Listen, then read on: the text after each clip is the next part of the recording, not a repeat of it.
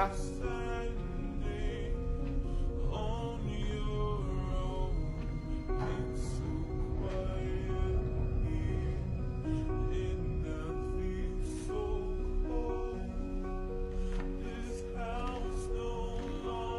Si vous venez pour Halloween, vous avez un jour d'avance.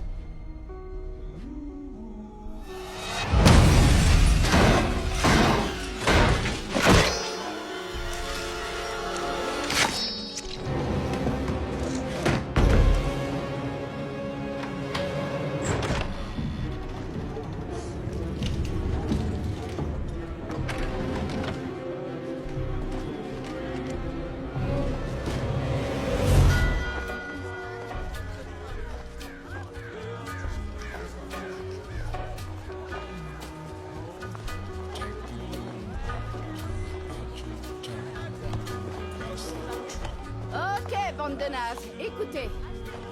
Tout ça a beau être hyper flippant, je suis quand même ravie d'avoir l'occasion de me rattraper en devinant qui est le tueur cette fois. Ouais. Ça va le faire. Ok, ce que je crois, c'est que quelqu'un a décidé d'ajouter un sequel au requel. C'est quoi un requel? T'es trop mignonne, mon cœur. Gardons les questions pour la fin. Le premier stab se passait à Woodsboro. Stab 2 se passait dans une fac. Vous croyez que le tueur essaie de copier les films? C'est une possibilité. Les héros à l'université, on coche. Nouveau personnage chelou pour étoffer la liste de suspects et ou le nombre de morts. On coche et on coche. J'aime pas trop ça. Mais ils peuvent pas s'inspirer que de Stab 2. Pourquoi? Ça aurait du sens si c'était juste un sequel. Mais on n'est pas dans un sequel. Parce que plus personne ne fait de simples suites. On est dans une franchise, les gars. Et il y a certaines règles incontournables quand on s'inscrit dans une franchise. J'imagine, ouais. Règle numéro 1.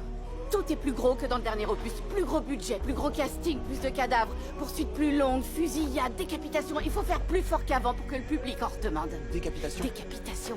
Règle numéro 2. Quoi qu'il se soit passé dans le dernier film, ils vont partir à l'opposé. Les franchises ne survivent qu'en déjouant les attentes.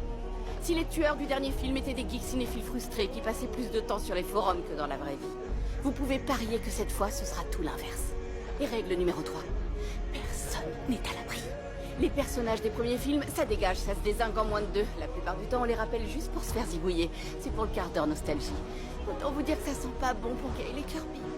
Oh, et il y a pire encore. Ah, voilà, c'est le moment où elle nous annonce le pire. Le pire pour la fin, les franchises ne sont qu'une suite de films qui répondent à un seul but, celui de capitaliser sur le concept. Je m'explique.